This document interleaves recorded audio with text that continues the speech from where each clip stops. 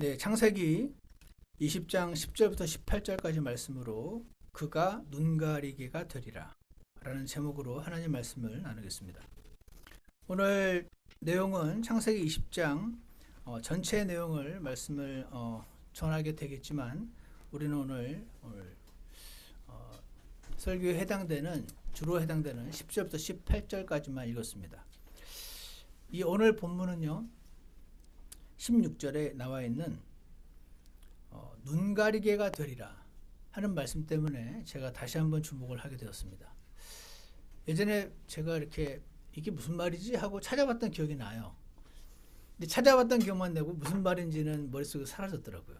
그래가지고 다시 한번 찾아보는 과정에서 이 눈가리개의 의미를 알고 싶었는데 결국 이 말씀 전체가 우리 하나님께서 어떤 분이신지를 깨닫게 해주시는 그런 말씀이었던 것을 보게 되었습니다. 그래서 오늘 이 눈가리개 에피소드를 저와 함께 살펴보면서 여러분과 제가 믿고 있는 하나님은 거룩하신 분이세요. 잘못을 책망하십니다. 그리고 잘못을 바로잡으시는 분이십니다. 하지만 동시에 또 오래오래 기다려주시면서 결국 선을 이루어 주시는 분이십니다. 오늘 이 두 가지 사람의 머릿속에서는 상충되어 보이는 이 두 가지가 동시에 제시되고 있는 이 말씀을 한번 살펴보면서 오늘 우리 설교 끝에 예배 끝에 우리에게는 나를 사랑하시는 분이 계시고 그분은 능력의 하나님이시라는 것을 다시 한번 기억하면서 주님 앞에 감사가 넘치게 되는 그런 시간이 되었으면 좋겠습니다. 첫 번째로 20장 1절과 2절을 보겠습니다. 여기 보면 이제 아브라함의 반복되는 어리석은 결정이 나오는데요. 1절에 보시면 아브라함이 거기서가 어디죠?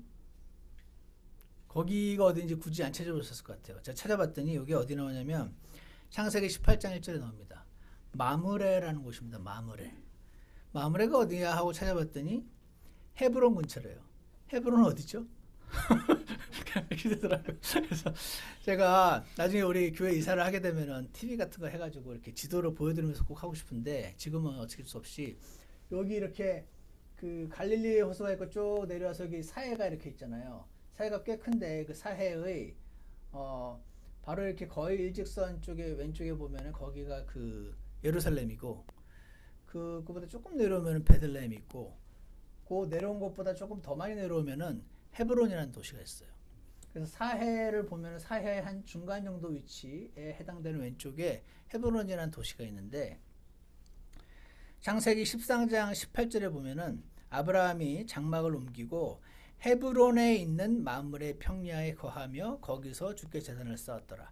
헤브론에 있는 마므레 평야. 그러니까 헤브론 안에 마므레 평야가 있어요. 그러니까 헤브론과 마므레는 약간 interchangeably 사용되는 단어라고 할 수 있습니다.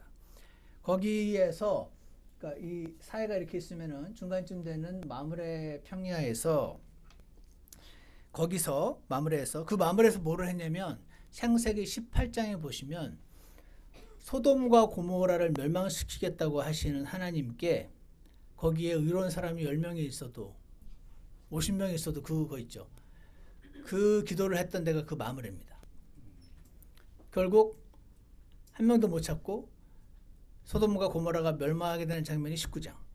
그리고 지금은 다시 19장은 약간 삽입장처럼 빼놓고 18장에서 그 소돔을 위해서 기도했던 마므레 거기 기도했던 장소가 마므레고 그 마므레에서 지금 이동하는 장면이 20장에 나오는 거예요. 그래서 다시 보시면 거기서 마므레에서 남쪽 지방으로 이동하여 가데스와 수르 사이에 거하며 그랄에 머물렀더라라고 되어 있습니다. 이것도 제가 지도로 찾아봤더니 여기 이렇게 사해가 이렇게 있으면은 가운데 부분이 이제 마므레 헤브론이면은 이 정도 내려오면은 대략 중간쯤에 그랄이라는 지방이 나옵니다. 거기서 좀 더 내려가면은 수르, 가데스 바네아 이런 지명이 있는데 자세한 거는 나중에 우리 그 지도로 구글에서 찾아보시고 그랄이라는 이제 지방에 들어왔는데 20장 2절을 보시면은요. 아브라함이 자기 아내 사라를 가리켜 이르기를 그녀는 내 누이라 하였으므로 그랄 왕 아비멜렉이 사람을 보내어 사라를 데려가니라 라고 되어 있습니다. 아비멜렉은 사람 그 왕의 이름이 아니고 왕이라는 타이틀입니다. 그 왕, 이집트에서의 왕은 다 파로죠. 파로. 그리고 로마에서의 왕은 다 시저죠. 시저. 그런 것처럼 이 그랄 지방에 있는 그 왕이 아비멜렉입니다. 그러니까 사람 이름이 아니고 타이틀이에요. 그래서 그 아비멜렉이 그러니까 아브라함이 그녀는 내 누이라 하였으므로 와가지고 사람을 보낸 거죠. 그랄 왕 아비멜렉이 굉장히 예쁘네.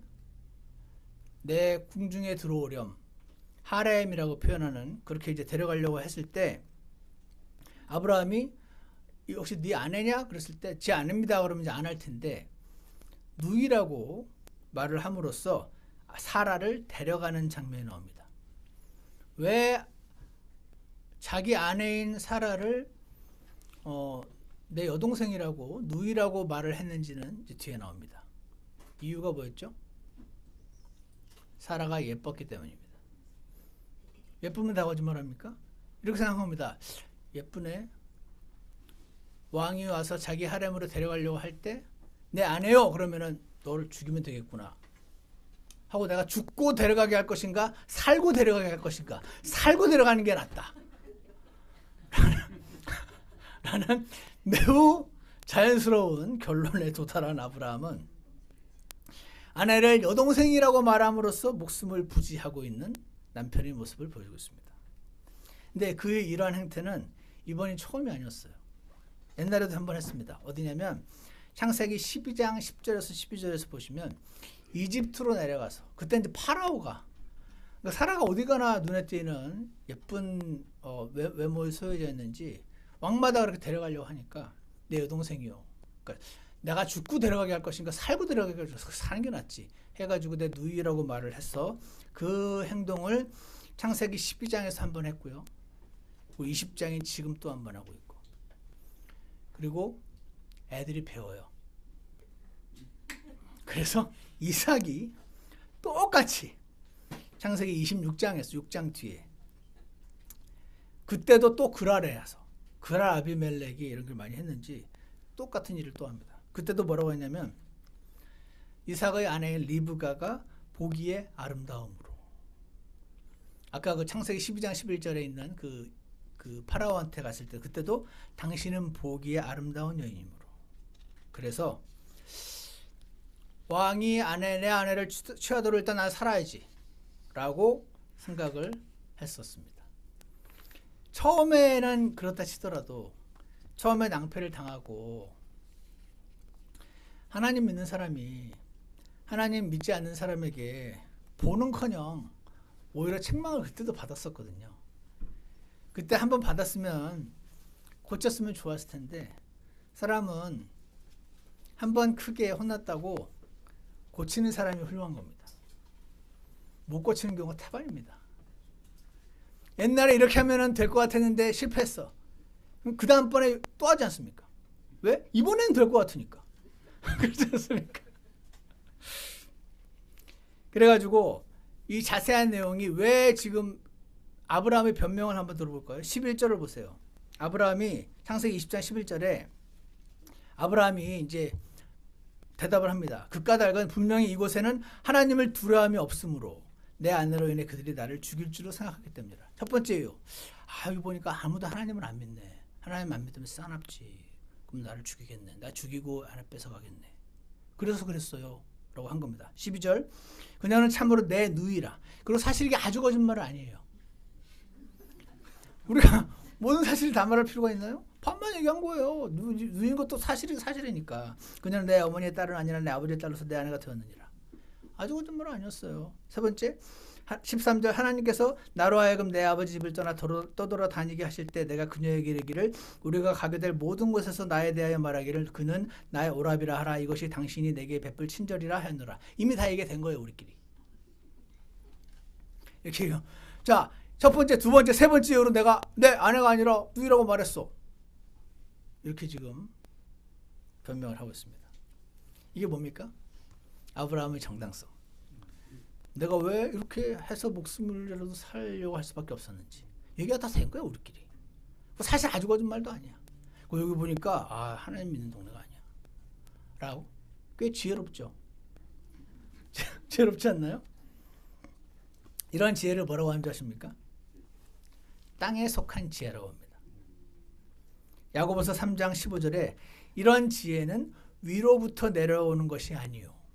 하나님으로부터 온 지혜가 아니고 땅에 속한 것으로 관능적이며 마귀에게 속한 것이니 라고 말씀하십니다. 영어로 This wisdom is earthly, sensual, devilish 이렇게 되어 있습니다. 고린도서 1장 12절에서도 이런 지혜를 육체의 지혜라고 말합니다. Fleshly wisdom. Spiritual wisdom이 아니고 fleshly wisdom. 아브라함은 이 육체의 지혜를 따른 어리석은 결정을 예전에 했었고 지금도 보세요. 안 할 수가 없겠죠. 첫째, 둘째, 셋째 매우 논리적으로 왜 자기가 이렇게밖에 할 수 없었는지 설명을 하고 있습니다. 어리석은 결정을 그때도 했었고 지금도 했습니다. 저는 이 부분을 보면서 여러분과 저는요 꽤 지혜로우십니다. 왜 이렇게 크게 웃으세요? 저는 아무것도 몰라요. 바보요 하지만 사실 아닙니다. 여러분 꽤 지혜롭습니다. 하지만 오늘 잘 기억하세요. 여러분과 저의 지혜는 우리의 두뇌에서 살려고 한 겁니다. 누가 아브라함을 그렇게 막 세게 비난할 수도 있겠지만 이거 살려고 그렇게 한 거네라고 생각할 수도 있잖아요. 이 earthly wisdom or fleshly wisdom 이걸로 살면 의도는 전혀 안 그랬는데 하나님 반대편에 서게 됩니다. 그리고 스스로에게 재앙을 초래하게 됩니다. 그러므로 우리는 이렇게 기도해야 돼요. 주님, 제가 이 세상 살면서 저의 지혜가 아닌 주님의 지혜로 살게 해달라고 기도하시기 바랍니다. 여러분 모두 내 지혜로 몇십 년 살아보셨잖아요. 주님, 제가 제 지혜가 아닌 주님의 지혜로 살고 싶다고 기도하시기 바랍니다. 제 지혜가 아닌 주님의 지혜로 살려면 어떻게 해야 되죠? 제일 쉬운 거는 성경 읽기 하셔야 됩니다. 저희 모든 설교의 결론은 성경 읽기로 끝나는 것 같은 느낌이 있어서 약간 그렇지만 얼마 전에 한 분은 목사님 아차상 꼭 주세요 그러시더라고요. 성경 읽기 다 못하시더라도 그 오늘 읽어야 되는 장수가 5장이라면 그 중에 한 장이라도 꼭 읽으시고 거기서 주님의 지혜, earthly wisdom 말고 주님의 지혜를 얻으시라는 것입니다. 그래서 아브라함의 반복되는 어리석은 결정이 있었구나 하는 것을 우리가 보게 되었고요. 두 번째로 3절에 보시면 아브라함이 이렇게 어리석은 결정을 하는데 오히려 하나님이 아비멜렉도 보호해 주시고 사라도 보호해 주시는 것을 보게 되는데요. 3절을 보십시오. 그러나 밤에 하나님께서 꿈에 아비멜렉에게 가셔서 라고 말씀을 하고 있습니다. 구약 성경을 보면은 이렇게 꿈에 직접 하나님이 나타나시기도 하고 환상 계시로 나타나시기도 하고 직접 말씀을 주시기도 하는 장면이 나옵니다. 이런 것들을 전부 direct revelation, 직접 계시라고 부릅니다. 그런데 신약 시대로 오면서도 그게 이제 좀 흐릿해지긴 하지만 여전히 남아 있다가 성경이 완성되고 나면서 이제 사라진 것을 보게 됩니다. 그래서 성경 히브리서 1장에서는 뭐라고 되어 있냐면 지나간 때에는 여러 시대에 다양한 방식으로 꿈으로 환상으로 직접 계시로 천사를 보내서 등등등 다양한 방식으로 대언자들을 통하여 조상들에게 말씀하신 하나님께서 이 마지막 날들에는 자신의 아들을 통하여 말씀하셨으며 그분을 모든 것을 상속자로 정하셨다라는 말씀이 히브리서 1장 1절과 2절에 나와 있습니다. 이 시대는 그래서 하나님이 아들을 통해서 말씀하시고 그 아들을 통하여 주신 말씀으로 그리고 그 아들의 영인 성령님을 통해서 우리에게 말씀을 주시니 여러분과 제가 하나님 말씀을 주의하여 내 머리에서 나오는 세상의 지혜 말고 하나님의 지혜로 살 수 있게 해달라고 꼭 기도를 하시기 원합니다. 그래서 이제 다시 3절에 보시면 밤에 하나님께서 이제 꿈에 가셔서 그에게 이르시되 뭐라고 꿈에 이제 직접 계시를 해주시는 거예요. 보라, 내가 데려온 여인으로 인해 너는 죽은 자가 되었나니 너 이제 죽었어. 너 잘못했어. 그런 겁니다. 그 여인은 한 남자의 아내니라. 한 남자의 아내를 그냥 자신의 여자로 취하는 것은 죄입니다. 너무 당연한 말 제가 하잖아요 지금. 근데 요즘은요 계속 영화와 TV와 여기서 계속 푸시를 해봅니다. 사람들이 어디까지 해주는지. 아내가 결혼했다 이런 영화 제목 보신 적 있습니까? 내 아내가 나랑 살면서 딴 남자랑 결혼했다는 겁니다. 온갖 한 사람은 굉장히 낙심해가지고 친구가 물어봤더니 결혼한 남자인데 내 여자친구가 바람을 피운다고 낙담하고 있습니다. 내 아내가 바람을 피우는 게 아니라 내가 아내 말고 여자친구를 사귀는데 걔가 바람을 피운다고 낙담한다는 겁니다. 이해가십니까 여러분? 요즘 세상이 이런 세상이에요. 그래서 이제 성경을 보면은 성경의 우리 그 기준이거든요. 한 남자의 아내를 취하는 것은 잘못된 거라는 거를 하나님 믿는 사람만 아는 게 아니고 아비멜렉도 알았습니다. 그래서 보시면요 4절 그러나 아비멜렉이 그녀에게 가까이 가지 아니하였으므로 이제 사라를 자신의 궁으로 불러들이긴 했지만 아직 그녀에게 가까이 가지 않았다는 거예요. 그가 이르되 지금 아비멜렉에게 나타난 하나님께 지금 아비멜렉 얘기하는 거예요. 주여 주께서는 의로운 민족도 죽이려 하시나이까? 나 의로운 사람인데요. 왜 의롭습니까? 5절 그가 내게 이르기를 그녀는 내 누이라 하지 아니하나이까? 자기 여동생이라고 그래서 데려왔어요.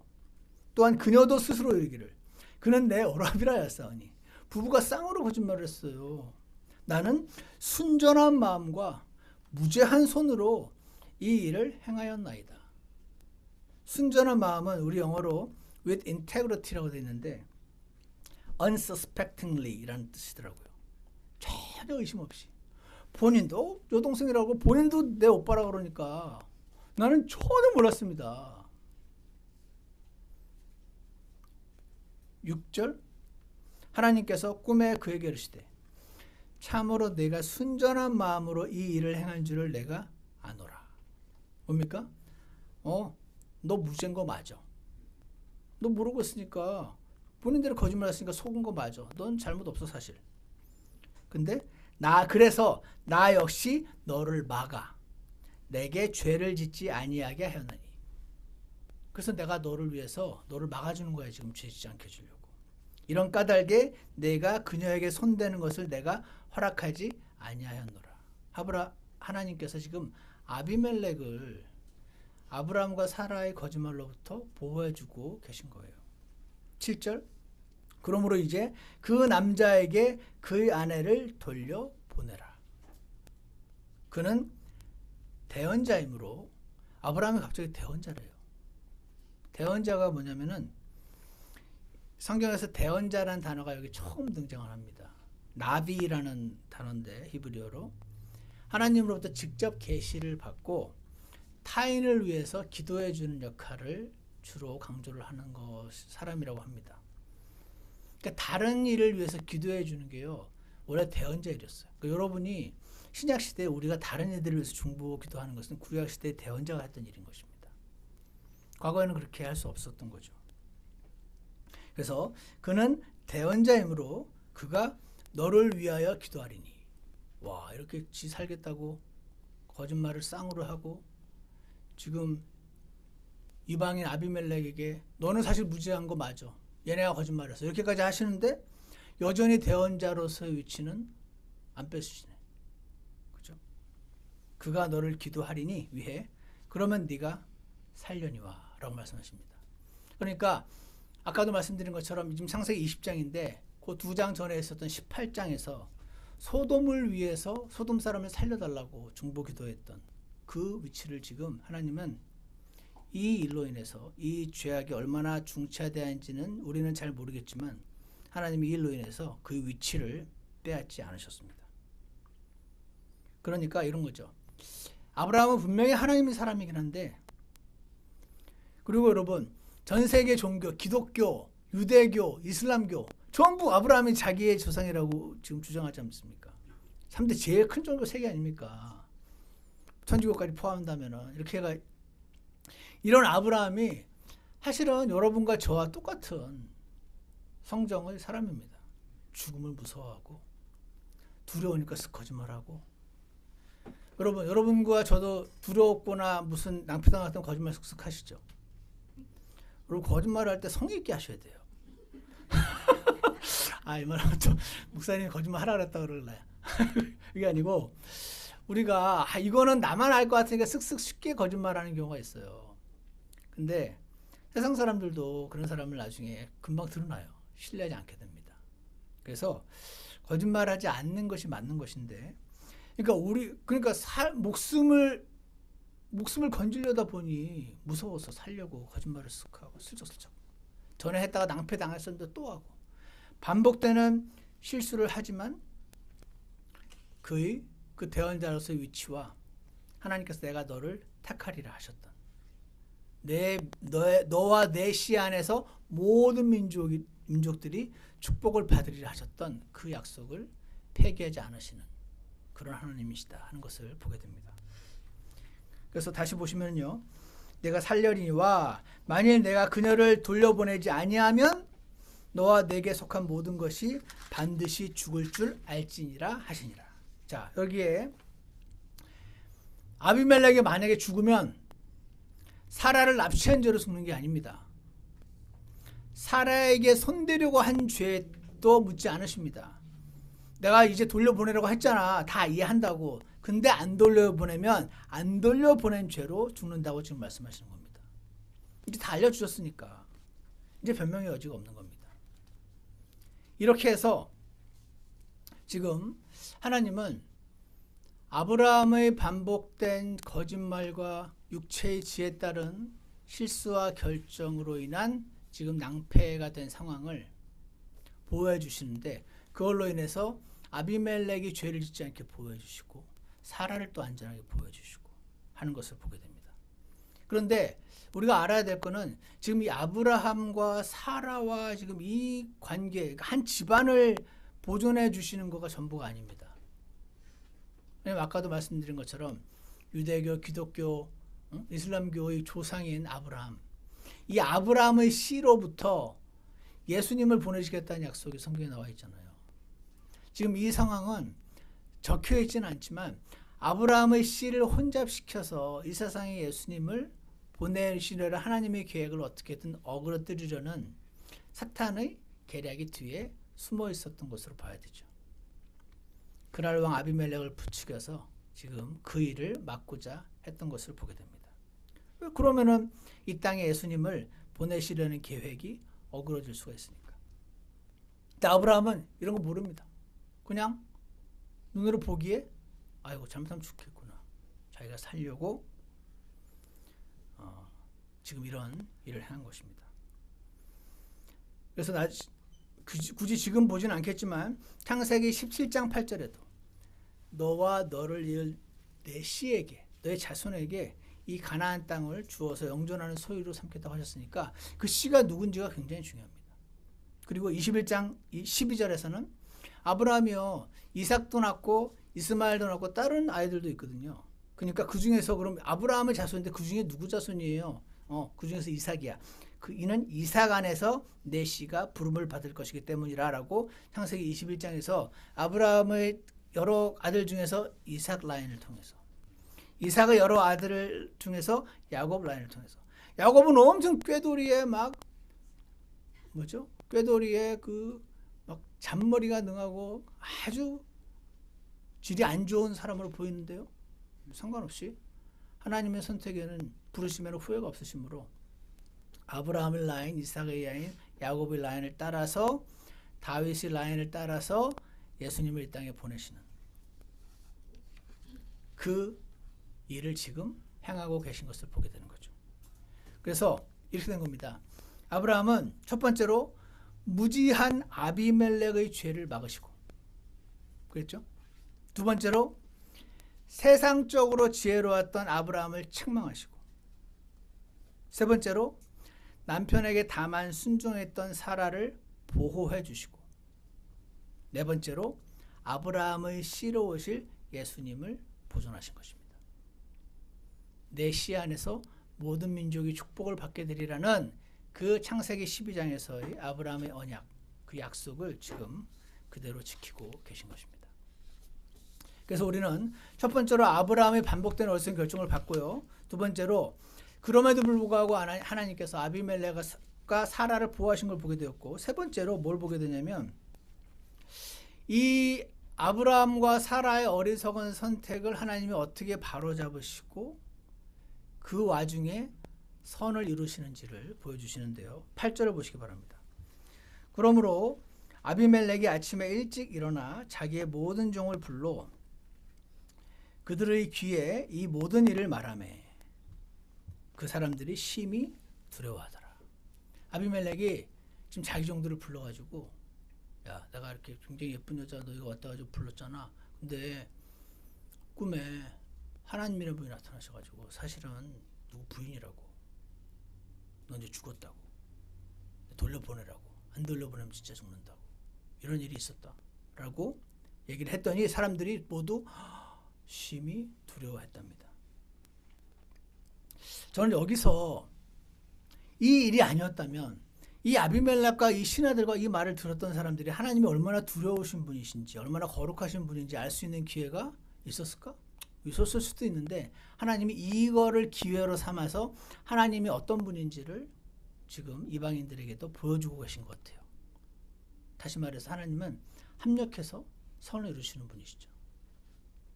근데 여러분, 한 가지 여기에 주의하실 게 있어요. 그럼 어떤 분은 이렇게 생각하시거든요. 아, 그러니까 내가 아브라함 같은 서 내가 이렇게 사실 죄를 지은 이유는 거짓말 해가지고 사실은 다 하나님을 저기 사람들에게 얼마나 놀라운 분이신지 드러내려고 나를 결국 이런 일을 하게 하셨네. 여러분 이런 말 많이 하시죠? 그 말은 엄밀히 따지면 하나님이 자기가 어떤 분인지 드러내려고 나로 하여금 죄를 짓게 하셨단 말이 되잖아요. 이건 아니죠. 하나님은 죄의 창시자가 아니시거든요. 하나님이 자신을 드러낼 수 있는 방법은 수천만 가지가 있을 텐데 당신의 죄가 없어도 충분히 하실 수 있단 말입니다. 그러니까 나중에 지나고 나서 결국 이렇게 하시려고 나로 하여금 그때 죄를 짓게 하셨네. 내 아내를 때리게 하시고 내 아내를 떠나게 하시고 이런 말 하면 안 됩니다. 우리는. 그럼 뭐 어떻게 하신 거냐? 나는 죄를 지었고 근데 하나님이 너무 능력이 뛰어나시니까 이 일을 사용하셔가지고 내 죄도 바로잡고 합력해서 선을 이루셔가지고 이런 놀라운 일도 이루신 거죠. 그냥 이런 놀라운 일을 이루시려고 나로 하여금 죄를 짓게 한 게 아닙니다. 이것만 잘 구분하면 됩니다. 다시 보십시오. 9절에 그때 아비멜렉이 아브라함을 불러 그에게 이르되 내가 우리에게 무슨 일을 행하였느냐. 야, 너 때문에 우리 다 죽을 뻔했다. 내가 무슨 일로 내게 죄를 지었기에, 내가 너한테 무슨 죄를 져서 무슨 억하심정이 있어서 네가 나와 내 왕국 위에 큰 죄를 가져왔느냐. 야, 남의 아내를 취하는 건 굉장히 잘못된 거잖아. 남의 남편을 취하는 건 굉장히 잘못된 거잖아. 야, 내가 하나님 안 믿어도 이건 나도 알아. 근데 네가 나로 하여금 이런 죄를 짓게 지금 한 거잖아. 내가 마땅히 하지 말아야 할 일들을 내게 행하였도다 하고 이방인에게 하나님의 빛을 비추기는커녕 오히려 비난을 받고 책망을 받고 있는 것을 보게 됩니다. 이제 14절 보십시오. 아비멜렉이요, 자신이 보세요. 저는 이 부분에서 사실 저는 개인주의적인 성향이 있어서 그런지 분명히 하나님은 항상 모르고 지은 죄에 대해서 책망하지 않으세요. 그리고 물론 무지도 죄이긴 하지만 그런 면에서 알아야 되는 게 맞긴 하지만 기본적으로 그렇다는 말입니다. 내가 선택하지 않은 거에서 나에게 죄라고 말씀하지 않으십니다. 내가 이런 집안에 태어난 거 내 선택이 아니었으니까 내 죄가 아니에요. 이런 부모님을 만난 거 내 선택이 아닙니다. 그러니까 이건 죄가 아니에요. 항상 죄는 선택, 자유의지에 따른 결과물인 것입니다. 근데 아비멜렉이 지금 자기는 지금 아브라함과 사라가 거짓말을 해가지고 본의 아니게 지금 죄를 지을 뻔했는데 이게 죄라고 하나님 말씀하실 때 아멘 했고 돌려보내라 해서 돌려보내고 이것만 해도 사실 되잖아요. 근데 이렇게 아브라함과 아비멜렉 사이에 있었던 일들은 이들끼리는 지금 잘 알지만 조금만 뒤에서 이제 성 밖에 사는 백성들이 보기에는 야, 저거 뭐야? 남의 아내를 데려왔다가 돌려보내? 이미 저 여자는 더럽혀졌구나. 이런 식으로 생각할 수 있잖아요. 맞습니까? 그래서 지금 이런 걸 합니다. 아비멜렉이 양과 소와 첫 번째로 양과 소 몇 마리는 줬는지 모르지만 꽤 많이 줬을 것 같아요. 두 번째로 남종과 여종들을 줬습니다. 그 양과 소도 주고 남종과 여종도 주고 그 안에 사라도 돌려보내고 세 번째 네 번째는 보라 내 땅이 내 앞에 있으니 내가 기뻐하는 곳에 거하라. 자 여기 내 땅이 있으니까 그냥 마음대로 살고 싶은 데 가서 살아. 땅도 줬습니다. 그리고 이게 끝이 아닙니다. 16절 내가 내 오라비에게 은 1000개를 줬습니다. 은 1000개까지 줬습니다. 지금 모르고 했고 잘못했지만 이렇게 공식적으로 공개적으로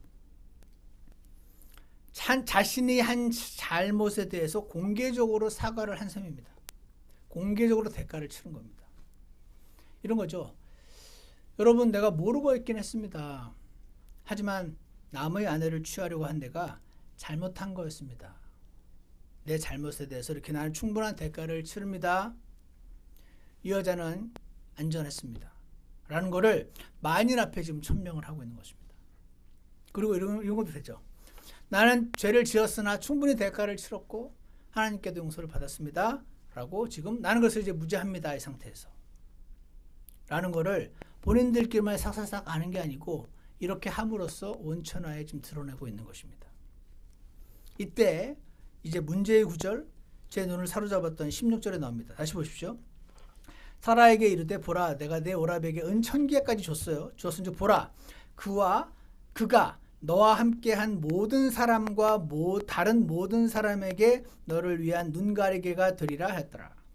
여기 너를 위한이라고 의역을 해놔서 그렇지 실제로 영어로 보시면 전부 to입니다. 모든 사람과 다른 모든 사람에게 그리고 너에게 눈가리개가 되리라. 뭐가? 누가? 아브라함이. 그가. 아브라함이. 그러니까 아비멜렉에게서 남종과 여종, 양과 소, 은 1000개 땅 전부 다 받은 이 아브라함이 이제 너에게 눈가리개야 지금 그렇게 말을 하고 있습니다. 이게 무슨 말일까요? 제가 이렇게 찾아봤어요. 찾아봤더니 두세 사람의 학자가 동일한 말을 하는데 이렇게 되어 있습니다. Meaning 그 눈가리개 It is to render one blind to what happened and therefore to preclude all criticism. 이게 무슨 말입니까? 눈 가리게 된단 말은 자, 눈 가리게 하면 어떻게 하면 사람이 이제 안 보이잖아요. 그러니까 render one blind to what happened. 나는 이제 무슨 일이 일어났는지 난 몰라요. Therefore to preclude all criticism. 나는 무슨 일이 일어났는지 모르고 나는 비난받은 일이 하나도 없어요. 그렇게 해주겠다는 뜻입니다. This is the Hebraic way of saying this vindicates you. 그러니까 너는 이제 you are innocent. 너는 너에게 무슨 일이 일어났는지 아무것도 모르잖아. 그렇게 얘기한 겁니까? The result was, and in respect of all you are righted, 이제 네가 한 잘못에 대해서 모든 걸 잘못된 게 바로 잡혔어. Meaning you are approved. 넌 이제 무죄야. 넌 이제 innocent해.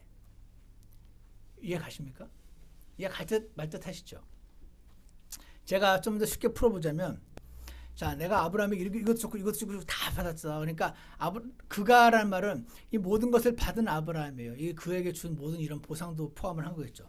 이 모든 것을 받은 그가 이제 너의 눈가리개가 되었으니 넌 이제 사라에게 말하는 넌 이제 너한테 무슨 일이 일어났는지 모르는 거다.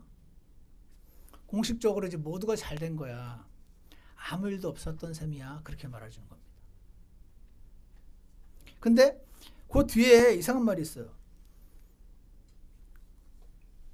눈가리개가 되리라. 너는 아무 일도 없었던 셈이야. 다 덮어버렸어. 눈가리개가 카사라는 그 히브리어 단어의 명사인 크스트라는 단어에서 눈가리개 실제로 커버 가리다는 동사인데 커버링 눈가리가 됐어. 그러면 잘 된 거잖아요. 근데 이같이 그녀가 비난을 받았대요. 이 비난을 받았다는 부분이 우리 성경 킹잼 성경과 예전에 킹잼 성경 이전에서도 비숍 성경과 제네바 성경과 달비 역본과 전부 비난을 받았다라고 번역이 되어 있어요. 그래서 어떤 의미인가 보면 이런 거 생각하면 될 것 같아요. 여러분, 뭔가 이렇게 더러운 게 있는데 커버한 거는 이제 커버했으니까 깨끗해 괜찮아 라고 말하는 거긴 하지만 사실은 완전히 없앤 건 아니잖아요. 그렇지만 공식적으로는 이제 깨끗하라고 인정을 해주죠. 하지만 속에 뭐가 있는지는 본인은 알잖아요.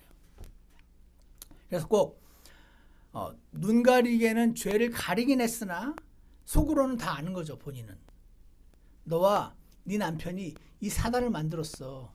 그건 알아야 돼. 하지만 내가 덮어줄게. 그런 의미인 겁니다. 그렇게 책망을 받은 겁니다. 꼭 우리 구원 같지 않으십니까? 예수님의 피로 나의 모든 죄가 다 씻겼다. 다 용서되었다. 너무 기쁘잖아요. 그것이 공식적으로 선언됐죠. 하지만 우리는 그걸로 인해서 기뻐하고 감사하긴 하지만 동시에 내가 여전히 죄인임을 알잖아요. 엄밀히 따져보면. 그죠? 공식적으로 용서된 의인이죠. Positionally we are righteous. 위치적으로 의인입니다. 하지만 practically 오늘도 하나님의 기준에 맞지 않는 죄를 짓지 않습니까? 그래서 용서된 죄를 기억하며 수치스러운 과거도 생각을 해볼 때 예전에 내가 지은 잘못들을 떠올리면서 한편으로는 수치스럽기도 하고 한편은 그 죄를 또 다 용서해 주셨으니 감사하기도 하고 이 뭐라고 할까요? 두 개의 감정이 동시에 듭니다. 저도 제가 구원 간증을 할 때 제가 예전에 하루 담배 2갑씩 피고 맨날 술 마시고 한 얘기를 자랑하는 게 아니고 이런 모든 잘못들을 덮어버리시고 제거하신 하나님을 찬양하고 싶은 거잖아요. 그럼 동시에 아는 거죠. 내가 옛날에 그런 자였었고 지금도 얼마든지 그렇게 될 수 있는 자라는 거를 하나님 앞에서 계속 인정하고 은혜를 감사하면서 이렇게 되는 것과 비슷한 느낌이 들지 않습니까? 그래가지고 17절 보십시오. 예, 아브라함이 하나님께 기도하매, 자, 아까 이제 아브라함이 대언자로서 이제 기도해주면은 너의 모든 문제가 이제 해결될 거라고 했잖아요. 그래서 기도했어요. 그랬더니 하나님께서 아비멜렉과 그의 아내와 그의 여종들을 치료하사 하나님이 이 아브라함의 잘못으로 인해서 이 온 아비멜렉의 집안과 여기 있는 사람들을 전부 문제를 일으키게 하셨어요. 어떻게 했냐면 그들이 자녀들을 낳게 하셨으니 자녀를 못 낳게 확 만드셨던 거죠. 이는 주께서 아브라함의 아내 사라로 인하여 아비멜렉의 집의 모든 태를 속히 닫으셨습니다. 그로 인해 가지고 사라가 깨끗함과 이 아브라함의 씨가 순수히 보존되는 모든 장치를 하셨고 아브라함이 기도함으로써 이 모든 걸 다시 열어주시는 지금 그 일을 하고 계신 것입니다. 그래서 여기까지 보면서 아브라함의 어리석은 선택, 어떻게 보면은 살려고 한 선택, 어떻게 보면 지혜로운 선택, 살 수 있는, 그러나 earthly wisdom, 하나님께 물었으면 다르게 말씀하셨어요. 그 선택과 잘못된 결정들이 내려졌었어요. 근데 그런 결정들에도 불구하고 우리 하나님께서는 아브라함을 혼란을 바로잡으시고 이로 인해서 아비멜렉도 보호해 주시고 죄짓지 않게 그러므로써 아브라함의 씨를 보호하시고 그렇지만 용서하시지만 책망도 합니다. 믿지 않는 사람에게 책망받으면 사실 되게 부끄러운 거 아닙니까? 사라와 아브라함을 아비멜렉의 입을 통해서 책망하시고 하지만 그의 대언자의 위치는 뺏지 않으시고 와 너무 다이나믹하지 않습니까? 그러므로서 온 세상에 하나님의 능력과 모든 세대를 다 닫아버리셨다가 또 다 열어주시고 하나님의 능력과 하나님이 거룩하신 분이신 것을 공개적으로 다 보여주심으로 아브라함의 잘못을 합력해서 선을 이루신 것을 보게 됩니다. 맞습니까? 그러므로 사람의 반복되는 어리석은 선택에도 불구하고 하나님은 바로잡고 선을 이루어 주십니다. 그러므로 반복되어 어리석은 선택을 합시다? 아닙니다. 반복되는 어리석은 선택을 마음 놓고 하자는 얘기가 아니고 나의 반복되는 어리석은 선택에도 불구하고 바로잡으시고, 바로잡는 과정은 좀 아파요. 바로잡으시고 합력하여 선을 이루시는 하나님을 보게 된다는 것입니다. 다시 말해서 우리 하나님은 자신이 아브라함에게 주셨던 약속을 반드시 지키시는 그런 분이십니다. 신뢰할 만한 분이세요. 아브라함을 결코 버리지 않겠다는 약속을 이행하시는 분이십니다. 아브라함과 아브라함의 후손이 잘못을 많이 했거든요. 그래서 남들은 매를 한 대 맞을 것을 한 10대를 맞았어요. 원래 자기 자식 때리잖아요. 여러분 그렇게 하시나요? 혹시 남의 자식 때리시나요? 우리 집에 내 딸이 있고 누구 친구가 왔는데 둘이 같이 잘못해요. 그러면 내 딸만 잡습니다. 얘 어떻게 때립니까? 그러면 얘는 왜 쟤는 안 때리고 엄마는 나만 때려? 계모야? 할지 모르겠으나 하시는 게 아니죠. 내 자식이니까 때리는 거 아닙니까? 마찬가지로 아브라함을 잘못을 내버려 두지 않았습니다. 남들은 한 대 맞을 걸 10대, 100대를 맞았어요. 그럼에도 불구하고 이 세상에 차라리 하늘이 없어지고 해가 없어지고 달이 없어져도 내가 아브라함의 후예들인 유대인들을 끝까지 사랑하고 지키겠다고 약속하신 그 말씀을 지금도 지키고 계신 것입니다. 그러니까 우리는 하나님은 유대인만 이뻐해. 그럴 게 아니고 유대인을 이뻐하시는 거니까 나도 이뻐하겠구나 이렇게 하고 기뻐하시기 바랍니다. 기뻐하시기 바랍니다. 하나님은 신뢰할 만한 분이시므로 아브라함을 버리지 않겠다는 약속을 지키시는 분이고요. 두 번째, 하나님은 아브라함 즉 나의 수많은 실수, 여러분 실수 많이 하시나요? 실수 안 하면 좋죠. 안 하려고 노력도 할 겁니다. 근데도 나옵니다. 나의 잘못된 선택, 실수와 잘못된 선택에 난무하는 삶을 우리가 살아가는데 그럼에도 불구하고 하나님은 나를 사랑하셔서 책망을 하시되 약속대로 신실하게 나의 발걸음을 인도하는 분이십니다. 이 사실을 믿고 주님 앞에 나아가시기 바랍니다. 그래서 두 가지를 하기 원해요. 하나님이 나의 실수에도 불구하고 나의 잘못된 선택에도 불구하고 나의 잘못된 결정에도 불구하고 합력해서 선을 이루시는 분임을 믿고 오늘 주님 앞에 감사를 회복하셨으면 좋겠습니다. 이렇게 기도하시면 좋겠어요. 하나님, 제 실수와 잘못된 선택에도 불구하고 아브라함처럼 저의 길을 인도해 주시는 분이심을 믿습니다. 저의 발걸음도 인도해 주세요. 아브라함을 버리지 않으신 하나님께서 저도 버리지 않으실 줄 믿습니다. 이렇게 기도하시기 바랍니다.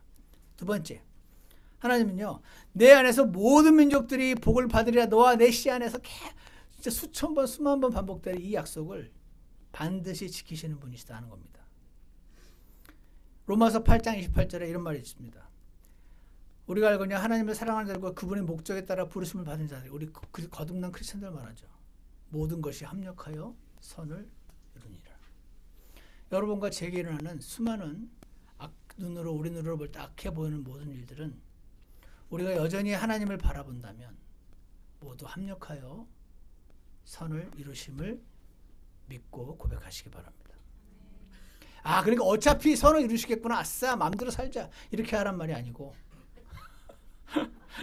그렇게 하란 말이 아니에요. 그렇게 그분의 능력이 뛰어나셔서 합력하여 선을 이루시는 분이시니 난 너무 편한 거죠. 최선을 다하고 주님께 나아가서 잘못하더라도 그 일을 바로 잡아주실 테니 나는 한치 앞을 모르지만 오늘 신실하게 주님을 따라가면 되는구나 하는 그 사실에 안도할 수가 있습니다. 그러니까 목적을 따라 부르심을 받은 모든 크리스찬들에게 모든 것에 합력하여 선을 이루시겠다는 이 약속도 지키시겠구나 하는 것을 믿으시기 바랍니다. 그래서 감사함으로 오늘 주님 앞에 나아가시기를 원합니다. 그가 눈 가리기가 되리라. 아브라함의 반복되는 어리석은 결정이 있었고요. 두 번째로 그래도 아비멜렉도 보호하시고 사라도 보호하셨습니다.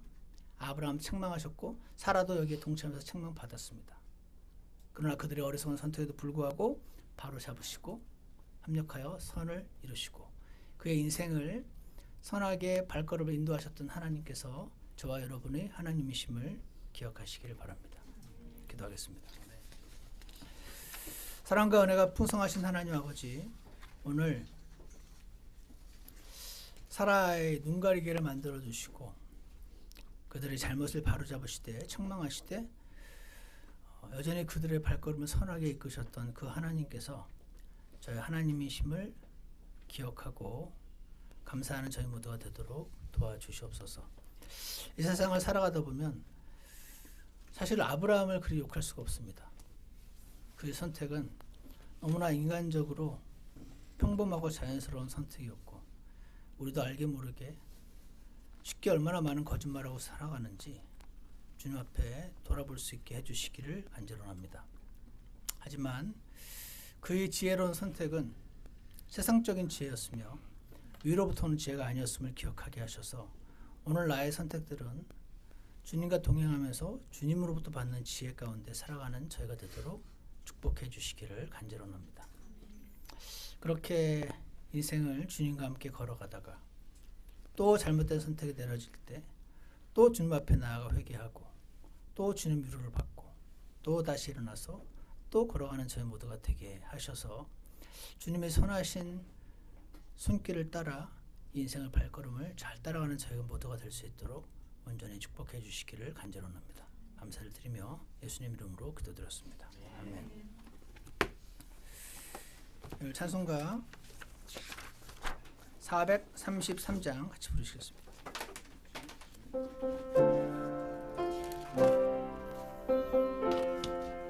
1절 부르고 잠깐 기도하고 2절 말씀 하겠습니다. 밤은 어둡고 날은 길어도 완전한 길로 주 날 인도해 근심이 오고 아픔이 가도 언제나 나는 주 섬기려네. 주께서 선한 사람 보름 정하고 그의 길을 기뻐하네. 넘어져도 완전히 쓰러지지 않네. 주께서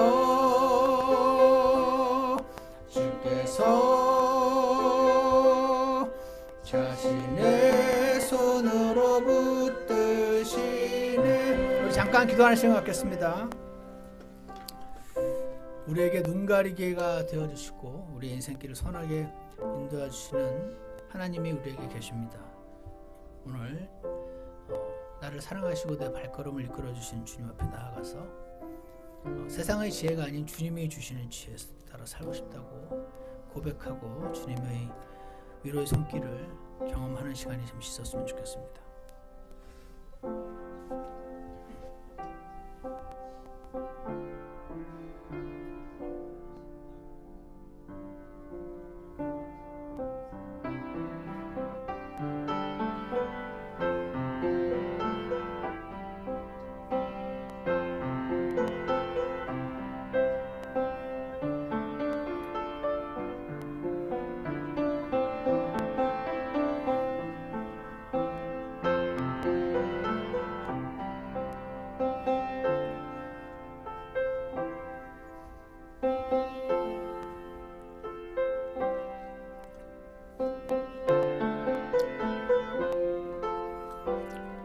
기도 안 끝난 분들은 계속 하시면 됩니다.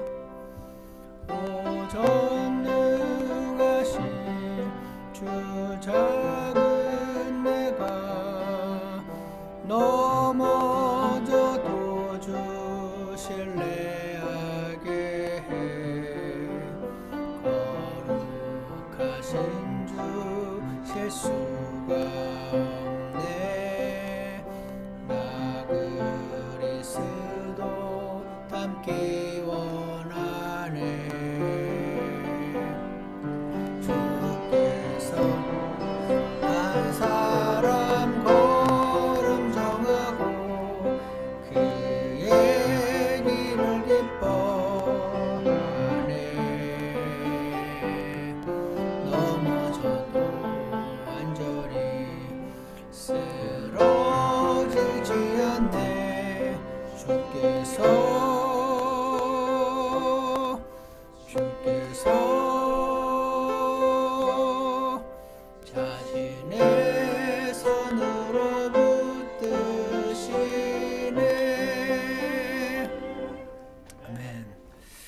선하신 하나님 아버지, 넘어져도 주 신뢰하게 해라는 찬송가 가사처럼 지금 저희가 넘어질 때가 많이 있지만 그때에도 주님만은 붙잡고 주님만은 신뢰할 수 있게 그렇게 인도해 주시기를 간절히 원합니다. 거룩하신 주님은 실수가 없다는 말도 참 위로가 됩니다. 한치의 오차와 실수 없이 우리에게 길을 인도하시는 하나님이 계심을 기억하게 하셔서 내 눈에 보기에 이상해 보이는 상황일지라도 주님을 바라보게 하시고 주님과 동행하는 저희가 되게 인도해 주시기를 간절히 원합니다. 결코 선한 사람이 주님의 은혜를 받고 주님을 사랑하고 따라가고자 하는 선한 사람이 발걸음을 보호하시고 지켜주신다는 이 말씀이 저희 삶에서 실제가 되는 것을 경험하도록 주께서 저희를 인도하여 주시옵소서. 우리의 반복되는 어리석은 결정에도 불구하고 하나님께서는 모든 일을 이루시고 합력하여 선을 이루신다는 약속을 기억하게 하시고 주님 안에서 안식하며 주님을 따라갈 수 있도록 축복해 주시기 원합니다. 예수님 이름으로 기도드렸습니다. 아멘. 예배를 마치겠습니다.